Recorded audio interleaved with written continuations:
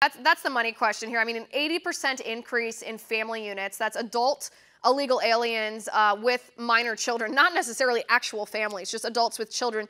An 80% increase. What did change between July and September? Well, the problem lies in, we call the policy zero tolerance policy. What it's really called is following the law. And what happened was under Obama, we stopped following the law, and you saw family units crossing the border illegally tick up. When President Trump started to follow the law, which they called zero tolerance, you started to see these numbers kind of take a little bit of a dip, but you had all the propaganda that you had family separations on the border, children in cages and so on. That was later proven to be, those pictures that circulated were proven to happen under Obama. But what we saw was President Trump kind of cave to that rhetoric and, and start to, the policy of catch and release again. And now you've incentivized people from Honduras, Colombia, this large caravan, to come back and try it again. I mean, they know if they bring their family unit here, they will be able to stay.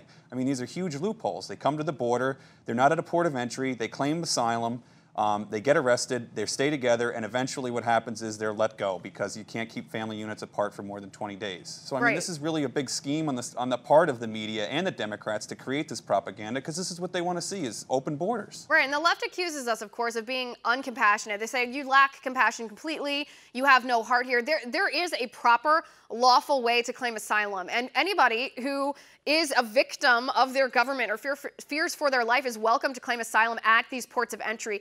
These family units, these adults with minor children, are not going through the legal process for asylum. They're crossing our border illegally first, and then when they're caught by Border Patrol, they're saying, well, we're not illegal immigrants hopping the border, we're asylum seekers, because they think that's going to make it more likely that they aren't just deported straight up. The Washington Post, though, this is what they say. I want to read this. The Washington Post said, large groups of 100 or more Central American parents and children have been crossing the Rio Grande and the deserts of Arizona to turn themselves in. And after citing a fear of return, the families are typically assigned a court date and released from custody. That's released into the United States. That literally is textbook catch and release. That's what we saw under Obama.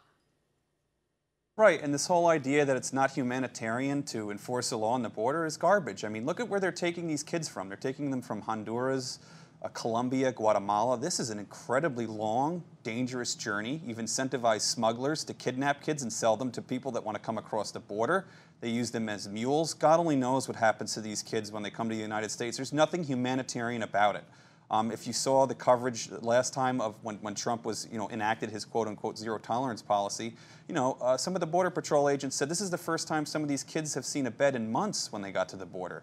I mean, this is an incredibly sad and disturbing thing we're doing. We're incentivizing with these poor kids that are coming from, these Central American countries on this incredibly dangerous journey. So it's complete nonsense to say that us enforcing the border is somehow inhumane. It's garbage.